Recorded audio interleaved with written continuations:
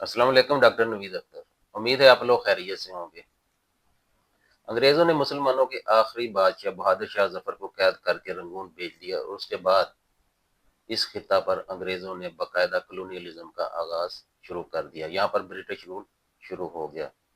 लेकिन उसी दिन से बरसगीर के मुसलमानों और हिंदुओं दोनों ने ही आज़ादी की कोशिशें शुरू कर दी।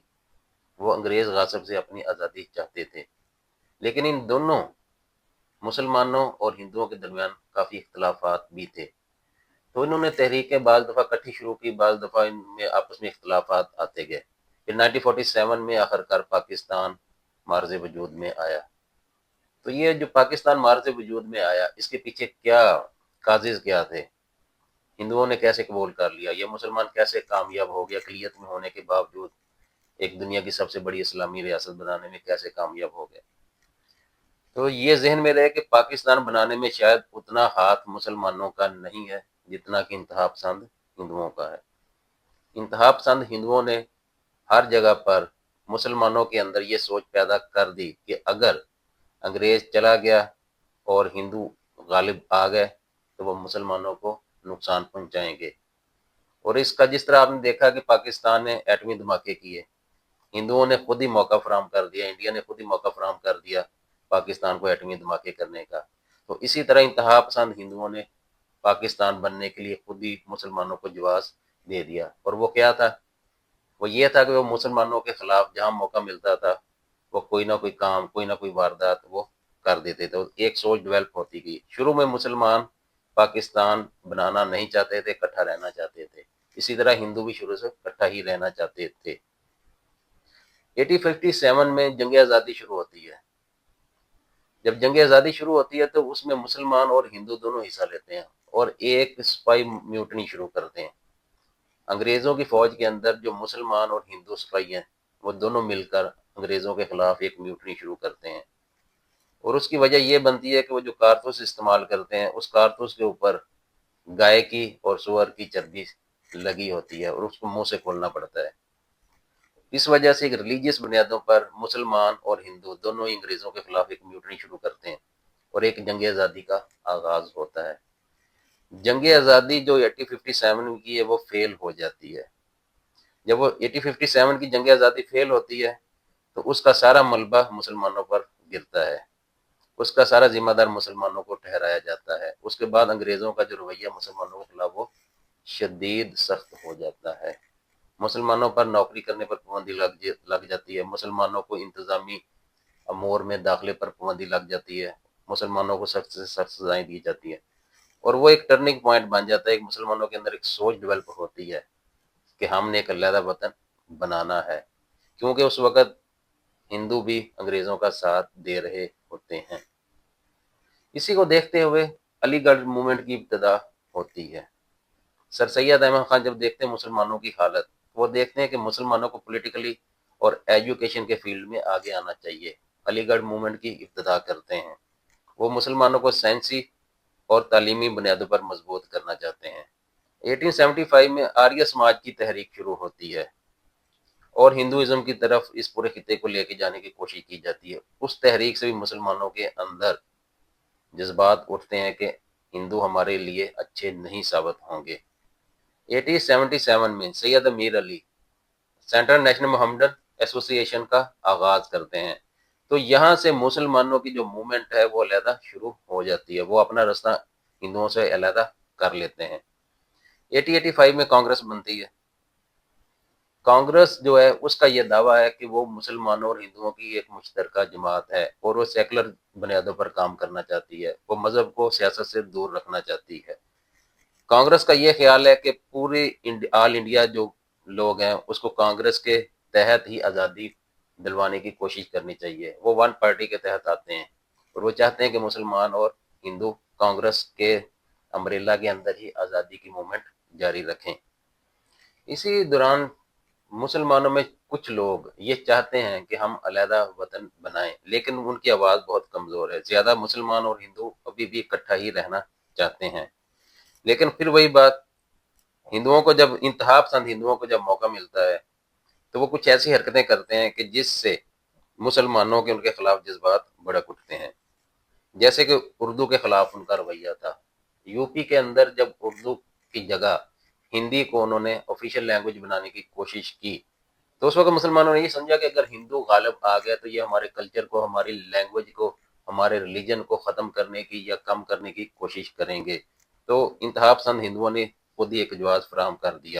اسی طرح آپ نے دیکھا جو بنگال ہے، بنگال پر جو اکثریت تھی اس وقت وہ ہندوؤں کی تھی، اور مسلمانوں کا اور مسلمان یہ سمجھ رہے تھے کہ ان کا وہاں پر معاشی طور پر استحصال ہو رہا ہے.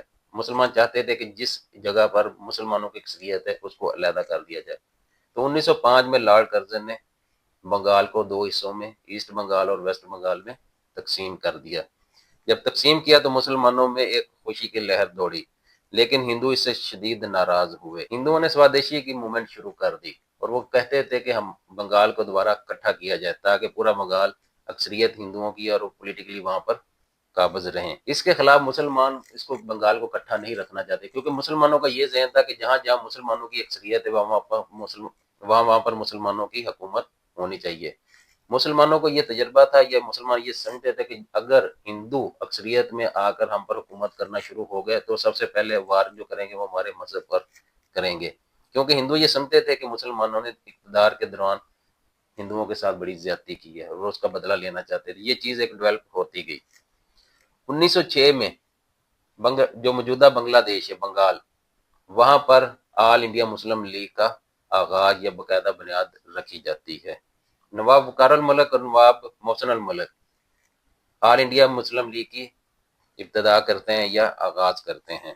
سر آغا خان دی تھرڈ اس کے پہلے پریزیڈنٹ سلیکٹ ہوتے ہیں، اور 1906 میں ہی قائد اعظم جو وہ پولیٹکس میں باقاعدہ انٹری کر دیتے ہیں اور وہ کانگریس کو جوائن کر لیتے ہیں.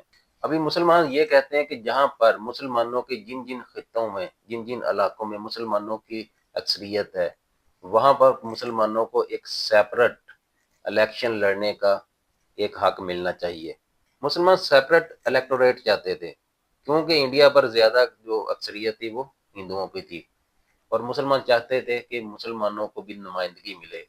اگر جمہوریت کی بنیاد پر اور یہ ووٹنگ کی بنیاد پر فیصلہ کیا جاتا تو ڈیفینیٹلی ہر جگہ پر ہندو ہی قابض ہو جاتے. مسلمان کہتے تھے کہ ہمیں جداگانہ انتخاب کی سہولت دی جائے تاکہ مسلمانوں کے نمائندے صرف مسلمان ہی بن سکیں اور ہندوؤں کے نمائندے ہندو ہی بن سکیں، مسلمانوں کو ووٹ صرف مسلمان ہی دیں. 1909 میں مارلیمنٹ اور ریفارمز آتی ہیں جس کو انڈین کونسل ایکٹ 1909 بھی کہتے ہیں. اس میں مسلمانوں کے اس مطالبے کو مانا گیا. مسلم لیگ نے اس کو ایکسیپٹ کر لیا جبکہ کانگریس نے اس کو ایکسیپٹ کرنے سے انکار کر دیا. 1913 میں 1913 میں قائد اعظم محمد علی جناح مسلم لیگ جوائن کر لیتے ہیں. ابھی اس وقت قائد اعظم محمد علی جناح کانگریس کے ممبر بھی ہیں اور مسلم لیگ کے ممبر بھی ہیں، اور 1916 میں مسلم لیگ کے صدر بن جاتے ہیں، آغا خان کو سکسیڈ کرتے ہیں اور مسلم لیگ، آل انڈیا مسلم لیگ کے وہ پریزیڈنٹ سلیکٹ ہو جاتے ہیں. اس وقت تک قائد اعظم کانگریس کے ممبر بھی ہیں اور مسلم لیگ کے ممبر بھی ہیں، بلکہ پریزیڈنٹ ہیں. تو ان کی یہ پوری کوشش ہے کہ یہ دونوں جماعتیں مل کر کوئی مشترکہ لائحہ عمل تیار کریں، انگریزوں سے آزادی حاصل کریں اور اکٹھے مل کر رہیں. ابھی تک ان کو اکٹھے رہنے میں افادیت نظر آ رہی ہے اور ان کو ہندو مسلم بھائی چارے کا ایک سفیر بھی قرار دیا جاتا ہے. پھر وہ لکھنؤ پیکٹ کرواتے ہیں 1916 میں. قائد اعظم کی کوششوں سے لکھنؤ پیکٹ جو ہوتا ہے اس میں دونوں پارٹیز، کانگریس اور مسلم لیگ، جہاں جہاں پر جو مذہبی منارٹیز ہیں ان کو نمائندگی دینے کا حق اختیار کیا جاتا ہے. 1919 میں مونٹیگو چیمسفورڈ ریفارم یعنی کہ انڈین ایکٹ 1919 کا آغاز ہوتا ہے، اور 1919 میں گاندھی کانگریس کو جوائن کر لیتے ہیں. 1919 کا وہ ایئر ہے کہ جب پہلی جنگ عظیم ختم ہوتی ہے اور جو آٹمن امپائر ہے یعنی سلطنت عثمانیہ اس کے ٹکڑے ہو جاتے ہیں، مسلمانوں کی خلافت ختم ہو جاتی ہے اور خلافت کی تحریک کا آغاز ہوتا ہے. جب خلافت کی تحریک کا آغاز ہوتا ہے تو علی برادران اور بہت سارے جو برصغیر کے مسلمان ہیں وہ اس تحریک کا آغاز برصغیر سے کرتے ہیں. یہ وہ موقع ہے جب کانگریس کو موقع مل جاتا ہے کہ مسلمانوں کے جذبات کو اپنے حق میں استعمال کیا جائے، تو فوری طور پر گاندھی کی قیادت میں جو کانگریس ہے وہ ساتھ دیتی ہے مسلمانوں پر، اور خلافت کی تحریک میں مسلمانوں کا ساتھ دیتی ہے. جب کانگریس مسلمانوں کا ساتھ دیتی ہے تو مسلمانوں کے جو جذبات ہیں وہ کانگریس کے لیے نرم ہو جاتے ہیں. کانگریس کو بہت بڑی ایک پولیٹیکلی ایڈوانٹیج مل جاتا ہے اس قدم اٹھانے سے. تو ابھی جو علیحدگی کو وطن کی یا علیحدہ ہوم لینڈ کی جو تحریک ہے وہ پھر ماند پڑ جاتی ہے، کیونکہ اس قدم سے مسلمان کانگریس کے بہت نزدیک چلے جاتے ہیں۔ 1919 کا جو ایکٹ آیا تھا اسی کے خلاف کانگریس جو ہے پروٹیسٹ کرتی ہے اور نان کوآپریشن موومنٹ کا آغاز کر دیتی ہے، یعنی عدم تعاون کرتی ہے انگریز حکومت کے ساتھ۔ جب 1920 میں وہ نان کوآپریشن موومنٹ کا آغاز کرتی ہے تو قائد اعظم اپنے آپ کو کانگریس سے علیحدہ کر دیتے ہیں۔ وہ سمجھتے ہیں کہ یہ وہ موقع نہیں ہے کہ جہاں پر حکومت کے خلاف کوئی اقدام یا کوئی پروٹیسٹ کیا جائے۔ اسی دوران پھر انتہا پسند ہندوؤں کی طرف سے محاسبہ اور شدی کی تحریکیں شروع کی جاتی ہیں۔ جب وہ تحریکیں شروع کی جاتی ہیں تو پھر مسلمانوں کو ہندوؤں کے خلاف پھر جذبات بڑک اٹھتے ہیں۔ 1924 میں 1924 میں وہ کانگریس کے پریزیڈنٹ الیکٹ ہو جاتے ہیں۔ ابھی آتے ہیں ڈاکٹر علامہ محمد اقبال۔ 1926 میں علامہ اقبال باقاعدہ طور پر مسلم لیگ کو جوائن کر لیتے ہیں، اور ان کے مسلم لیگ کو جوائن کرنے کے بعد مسلم لیگ کی جو تحریک ہے اس میں ایک جان پڑ جاتی ہے۔ علامہ اقبال ایک مفکر ہیں، ایک شاعر ہیں، ان کی بات کو سنا جاتا ہے، ان کے کہنے میں اثر ہے، ان کو تقریر کرنا آتی ہے، ان کے پاس نالج ہے، وہ ڈاکٹر ہیں۔ ان کی بات سن کر جو نوجوان ہے ان کا خون میں جذبہ آتا ہے۔ تو جب اقبال مسلم لیگ جوائن کرتے ہیں تو جو مسلم لیگ ہے اس میں ایک نئی روح آ جاتی ہے۔ علامہ اقبال صوبائی اسمبلی کے ممبر بھی الیکٹ ہو جاتے ہیں۔ پھر 1927 میں اور 28 میں سیمن کمیشن آتا ہے۔ اس کا مقصد 1919 کا جو ایکٹ ہے اس کو ریوائیو کرنا یا اس میں کچھ چینجنگ لانا ہے۔ لیکن اس میں جو مسئلہ ہے وہ یہ کہ سیمن کمیشن میں جتنے ممبر ہیں 7 کے 7 ممبر وہ سارے برٹش ہیں، اور اس میں کوئی بھی لوکل ہندو مسلم یا کوئی بھی لوکل اس میں ممبر نہیں ہے۔ تو اس کے خلاف کانگریس اور مسلم لیگ دونوں ہی پروٹیسٹ کرتی ہیں، اس کو قبول کرنے سے انکار کر دیتی ہیں، اور ایک تحریک شروع ہوتی ہے سیمن گو بیک، اور اس طرح یہ سیمن کمیشن ناکام واپس لوٹ جاتا ہے۔ اس ساری صورتحال کو دیکھتے ہوئے 1930 میں محمد علی جناح دل برداشتہ ہو کر لندن چلے جاتے ہیں اور پولیٹکس کو ایک دفعہ سے خیر آباد کہہ دیتے ہیں۔ وہ ابھی لندن جا کر لا کی پریکٹس کرنا چاہتے ہیں۔ وہ انڈیا کی سیاست پر بات کرتے ہوئے کہتے ہیں a part time job for full time cranks۔ 1930 کے اندر ہی ایک نیا ٹوسٹ آتا ہے پاکستان کی سٹوری میں۔ اب باقاعدہ طور پر ڈاکٹر علامہ محمد اقبال الہ آباد کے خطبہ کے دوران علیحدہ وطن کا ایک تصور پیش کر دیتے ہیں۔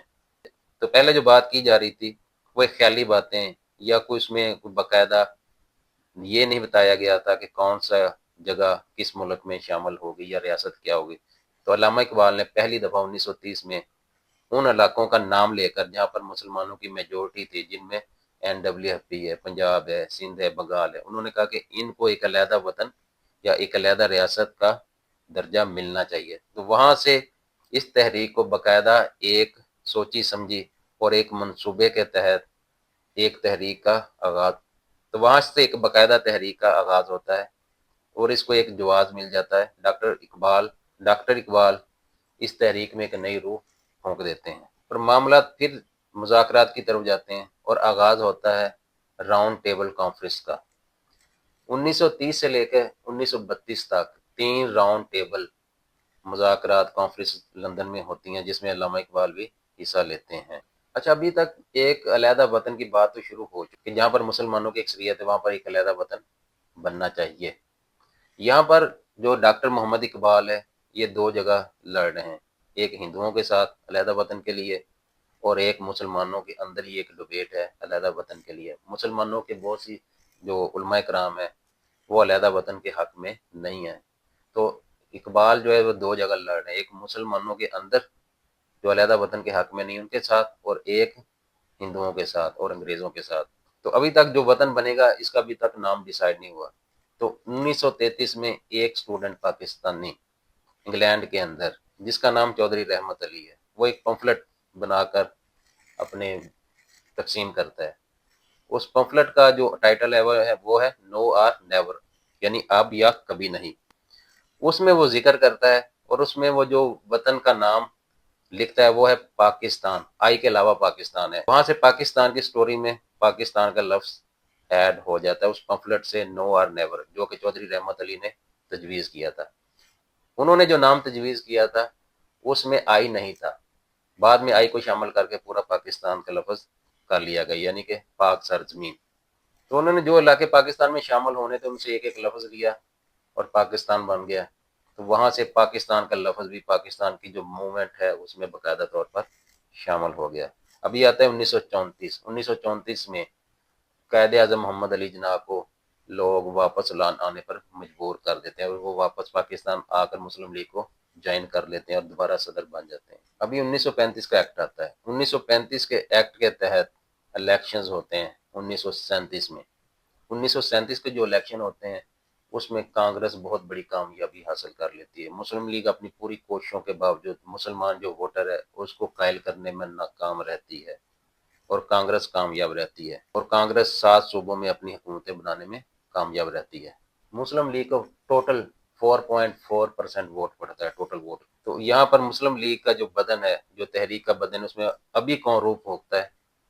ابھی اس میں انتہا پسند ہندو دوبارہ اس میں روح پھونک دیتے ہیں۔ وہ کیسے؟ وہ دوبارہ ایسی تحریکیں شروع کرتے ہیں جس میں مسلمانوں کو کنورٹ کر کے یا اقلیتوں کو کنورٹ کر کے دوبارہ ہندو بنانا، ہندوتا کا دوبارہ سے کام شروع کر دیتے ہیں، اور مسلمان بچوں کو اسکولوں کے اندر وندے ماترم ان کا جو ترانہ ہے وہ گانے پر مجبور کر دیتے ہیں، اور گاندھی کی تصویر ایک لگی ہوتی ہے اس کو جا کر سلام کرنا ہوتا ہے۔ تو اس طرح کی جب وہ حرکتیں کرتے ہیں تو وہ مسلمان جو کانگریس کی طرف مائل تھے وہ یہ سمجھتے ہیں کہ نہیں، مسلم لیگ ٹھیک ہے، اگر ہندوؤں کو موقع ملا، جس طرح ان کو 1937 کے بعد ایک موقع ملا ہے حکومت بنانے کا، تو انہوں نے جو جو حرکتیں کی ہیں اگر ان کو دوبارہ موقع مل گیا اور ان کو پورا موقع مل گیا تو یہ تو ہمیں زبردستی دوبارہ ہندو کر لیں گے۔ تو ہندوؤں کے انتہا پسند ہندوؤں کے اقدامات سے دوبارہ جو مسلمان کانگریس کی طرف گئے تھے یا مسلم لیگ کی طرف مائل نہیں تھے وہ دوبارہ مسلم لیگ کی طرف مائل ہونا شروع ہو گئے، اور ایک علیحدہ وطن کی جو تحریک ہے 1937 کے بعد اس میں زیادہ جان پیدا ہو گئی۔ ابھی آتا ہے 1939 میں دنیا کے اندر ایک بہت بڑا ایونٹ آتا ہے، دوسری جنگ عظیم کا آغاز ہوتا ہے۔ جب دوسری جنگ عظیم کا آغاز ہوتا ہے تو انڈیا کے بہت سے لوگ برطانوی فوج میں ہیں۔ آپ کو پتہ دوسری جنگ عظیم میں برطانیہ بھی اس جنگ کا حصہ تھا، اور اس نے مقامی جو لیڈرز ہیں انڈیا کے ان سے کنسلٹ کیے بغیر انڈیا کو وار میں دھکیل دیا۔ جب انہوں نے وار کا وائس رائے نے اعلان کر دیا تو کانگریس اور مسلم لیگ دونوں نے اس کے خلاف پروٹیسٹ کیا، اور کانگریس اس وقت چونکہ تمام صوبوں پر 7 صوبوں پر وہ حکمران تھی تو انہوں نے استعفے دے دیے۔ 1940 میں مسلم لیگ کا ایک سالانہ اجلاس لاہور میں ہوتا ہے، منٹو پارک میں، جہاں پر آج کل مینار پاکستان ہے، اس وقت اس کو منٹو پارک کہتے تھے۔ اس اجلاس کے دوران مولوی عبدالحق جن کا تعلق بنگال سے ہے وہ ایک ریزولوشن پاس کرتے ہیں، ایک قرارداد پاس کرتے ہیں، جس میں کہا جاتا ہے کہ جہاں جہاں مسلمانوں کی اکثریت ہے وہاں وہاں پر مسلمانوں کی حکومت بننی چاہیے۔ اس کو ہم کہتے ہیں ریزولوشن آف پاکستان یا قرارداد پاکستان۔ یہ ہوئی تھی 1940 میں منٹو پارک لاہور میں، اور یہ پیش کی تھی مولوی عبدالحق جن کا تعلق بنگال سے تھا جو کہ ابھی بنگلہ دیش ہے۔ جب تحریک آزادی کی بڑھ جاتی ہے تو انگریز یہ دیکھتے ہیں کہ ابھی یہاں پر قبضہ کرنا یا زیادہ دیر رہنا مشکل ہے، اور اس کے علاوہ جو پرائم منسٹر ہیں برطانیہ کے وہ وعدہ کرتے ہیں کہ جنگ عظیم کے بعد ہم انڈیا کو آزادی دے دیں گے۔ 1942 میں ایک مشن آتا ہے جس کو کرپس مشن کہا جاتا ہے۔ اس مشن کے تحت جو برطانیہ ہے وہ کانگریس اور مسلم لیگ کو کہتا ہے کہ آپ ہمارا ساتھ دیں، اس جو دوسری جنگ عظیم ہے اس میں برطانیہ کا ساتھ دیں تو ہم آنے والے دنوں میں آپ کو ڈومینین اسٹیٹ کا درجہ دے دیں گے۔ لیکن اس کو نہ کانگریس مانتی ہے اور نہ مسلم لیگ مانتی ہے، اور 1942 میں کوئٹ انڈیا تحریک کا آغاز کانگریس کی طرف سے شروع ہو جاتا ہے۔ 1942 میں کوئٹ انڈیا کا جب آغاز ہوتا ہے تو وہاں پر کانگریس کی بہت سی لیڈرشپ کو قید کر لیا جاتا ہے، اور یہاں پر قدرت کی طرف سے مسلم لیگ کو ایک اور موقع مل جاتا ہے۔ مسلم لیگ کے لیے حالات کافی سازگار ہو جاتے ہیں کیونکہ ابھی انگریز حکمران کانگریس کے بہت سے لیڈروں کو گرفتار کر چکا ہے۔ پھر 1946 میں جنگ عظیم کے بعد برطانیہ پر بہت زیادہ دباؤ ہے، کیونکہ دوسری جنگ عظیم کے بعد کوئی بھی اسٹیٹ کسی کو کالونی نہیں بنا سکتا، کسی کا نو آبادی نہیں بنا سکتا، تو برطانیہ پر بہت زیادہ دباؤ ہے۔ برطانیہ اس کو علیحدہ کرنا چاہتا ہے، لیکن اس طرح علیحدہ کرنا چاہتا ہے کہ اس کا اقتدار کسی نہ کسی صورت میں برقرار رہے۔ 1946 میں ایک کیبنٹ مشن آتا ہے۔ ابھی انگریز یہاں سے جانا چاہتا ہے لیکن اس کے پاس کوئی فارمولا نہیں ہے کہ جانے کے بعد یہاں پر جو پاور شیئرنگ ہوگی وہ کیسے ہوگی، کیونکہ جو کانگریس چاہتی ہے وہ یونائٹڈ انڈیا چاہتی ہے، وہ چاہتی ہے کہ اکثریت کی بنیاد پر فیصلہ ہو، اور جو مسلم لیگ ہے وہ یہ چاہتی ہے کہ نہیں، جہاں جہاں پر جس جس کی اکثریت ہے اس کو موقع ملا جائے، اور اسی طرح وہ علیحدہ وطن کی حمایت کرتے ہیں۔ تو یہ دونوں بڑی پارٹیاں آپس میں متفق نہیں ہیں۔ پھر کیبنٹ مشن 1946 میں آتا ہے، اس میں وہ کچھ پرپوزل دیتے ہیں، وہ کہتے ہیں کہ انڈیا کو اکٹھا رکھا جائے، یونائٹڈ رکھا جائے، اور انڈیا کو وہ 3 حصوں میں تقسیم کرتے ہیں، گروپ اے، گروپ بی اور گروپ سی۔ گروپ اے وہاں جہاں پر ہندوؤں کی اکثریت ہے، جیسے یو پی آ گیا۔ گروپ بی وہاں پر جہاں پر مسلمانوں کی اکثریت ہے، جیسے پنجاب ہے، جیسے سندھ ہے، جیسے بنگال ہے۔ اور گروپ سی میں نارتھ ایسٹ کے مسلم میجورٹی والے علاقے شامل ہیں۔ تو اس میں کہا جاتا ہے کہ اگر گروپ کا کوئی بھی ایک حصہ اپنے گروپ کو چھوڑ کے دوسرے میں جوائن کرنا چاہے تو وہ جوائن کر سکتا ہے۔ اس چیز کو ہندو قبول نہیں کرتے، کیونکہ یہاں پر پھر وہ سمجھتے ہیں کہ جہاں پر میجورٹی ہے مسلمانوں کی وہاں پر مسلمانوں کی حکومت آ جائے گی، جہاں پر ہندوؤں کی وہاں پر ہندوؤں کی آ جائے گی، اور وہ یہ چاہتے ہیں کہ اکٹھا رہے اور پورے جو ہے انڈیا وہاں پر ہندوؤں کی حکومت رہے۔ مسلمانوں کو یہ منصوبہ پسند آتا ہے، مسلمان اس کو پہلے ایکسیپٹ کر لیتے۔ کیبنٹ مشن کو کانگریس ایکسیپٹ نہیں کرتی، اور پھر جو مسلم لیگ کے اس وقت کے جو صدر ہیں قائد اعظم محمد علی جناح، وہ بھی ایک ڈائریکٹ ایکشن کا اعلان کرتے ہیں 1946 میں، اور وہ ڈائریکٹ ایکشن پر عمل کرتے ہوئے پورے انڈیا کے اندر جہاں جہاں مسلمان ہیں وہاں پر پروٹیسٹ کرتے ہیں، اور پروٹیسٹ رائٹس کی شکل اختیار کر جاتے ہیں، فسادات کی شکل اختیار کر لیتے ہیں، مسلم اور ہندو آپس میں لڑ پڑتے ہیں، سینکڑوں لوگوں کی جانیں جاتی ہیں۔ اور جب اس چیز کو دیکھتے ہیں انگریز، تو انگریز پریشان ہو جاتا ہے، وہ سمجھ جاتا ہے کہ انڈیا بھی ہمارے ہاتھ سے نکل گیا ہے۔ 1947 میں ماؤنٹ بیٹن کو وائس رائے بنا کر بھیج دیتا ہے انڈیا کے اندر۔ اچھا، ماؤنٹ بیٹن جو ہے وہ آخری کوشش کرتا ہے، وہ قائد اعظم محمد علی جناح کو بلا کر کہتا ہے کہ آپ علیحدہ وطن کا جو آپ کا نظریہ ہے، جو تحریک ہے، اس کو ختم کریں، انڈیا کو یونائٹڈ رہنے دیں، اور ہم آپ کو پرائم منسٹر آل انڈیا کا بنا دیں گے۔ جبکہ قائد اعظم اس چیز سے انکار کر دیتے ہیں، وہ کہتے ہیں کہ یہ میرا مسئلہ نہیں ہے، یہ پورے پاکستان کا، یہ پورے مسلمانوں کا مسئلہ ہے، یہ میرا ذاتی مسئلہ نہیں ہے۔ جب وہ اس چیز سے انکار کرتے ہیں تو ماؤنٹ بیٹن جو ہے وہ مجبور ہو جاتا ہے، وہ پھر پلان دیتا ہے جس کو 3 جون 1947 کا پلان کہتے ہیں۔ اس پلان کے تحت انڈیا کو 2 حصوں میں تقسیم کر دیا جاتا ہے، ایک ہندوؤں کے پاس چلا جاتا ہے جہاں پر ہندوؤں کی اکثریت ہے، اور ایک مسلمانوں کے پاس چلا جاتا ہے جہاں پر مسلمانوں کی اکثریت ہے۔ اور یہ فیصلہ ہوتا ہے 1946 کے جو الیکشن ہے اس کی اکثریت کی بنیاد پر، جہاں پر مسلمانوں نے مسلم لیگ کو ووٹ دیا، جس میں پنجاب شامل ہے، جس میں سندھ شامل ہے، جس میں بنگال شامل ہے۔ تو یہ جو ایریا تھے یہ سارے پاکستان میں شامل، اور جس نے کانگریس کو ووٹ دیا تھا وہ ایریا شامل ہو جاتے ہیں انڈیا میں۔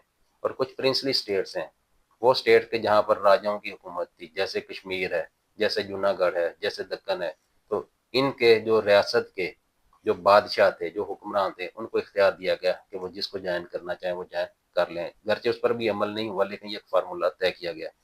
اور اس فارمولے پر عمل کرنے کے لیے ابھی باؤنڈری بنانی تھی، اس کے لیے ریڈ کلف کو بھیجا گیا، ریڈ کلف کمیشن بنتا ہے۔ ریڈ کلف جو ہے اس کو اس برصغیر کا، اس انڈیا کا بالکل الگ بے کا نہیں پتا، وہ بیٹھ کر نقشہ دیکھتا ہے، جہاں پر اکثریت مسلمانوں کی ہے، جہاں پر ہندوؤں کی ہے، وہ اپنی لائنیں بنا کر کھینچ دیتا ہے، اور وہاں پر وہ بہت بڑی ڈنڈیاں مار جاتا ہے، بہت بڑے فساد کے بیج بو دیتا ہے جو ابھی تک یہ دونوں بھگت رہے ہیں۔ جیسے پانی کا مسئلہ ہے پاکستان اور انڈیا کے درمیان، اس نے کیا کیا، اس نے جو دریا پاکستان کو سیراب کر رہے تھے ان دریاؤں کے جو ہیڈ ورکس ہیں وہ انڈیا کو دے دیے، انڈیا کو کنٹرول دے دیا، جو کہ ابھی تک اہم ہے۔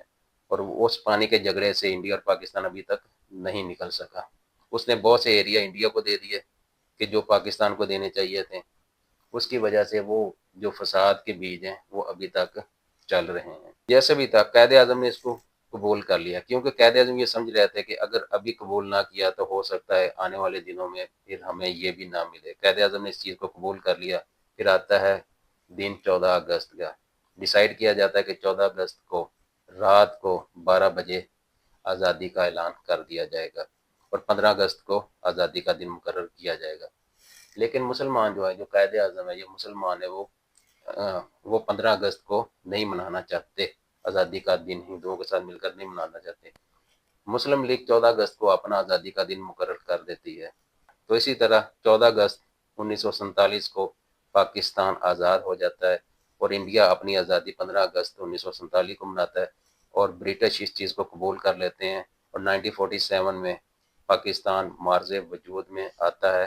لیکن ابھی یہ وہ پاکستان نہیں ہے جو اس وقت بنا تھا. اس وقت ہمارے ساتھ ایسٹ پاکستان جو کہ اس وقت بنگلہ دیش وہ بھی تھا. پاکستان زندہ باد، قائد اعظم زندہ باد. اس چینل کو سبسکرائب کریں اور بیل آئیکن دبائیں. شکریہ.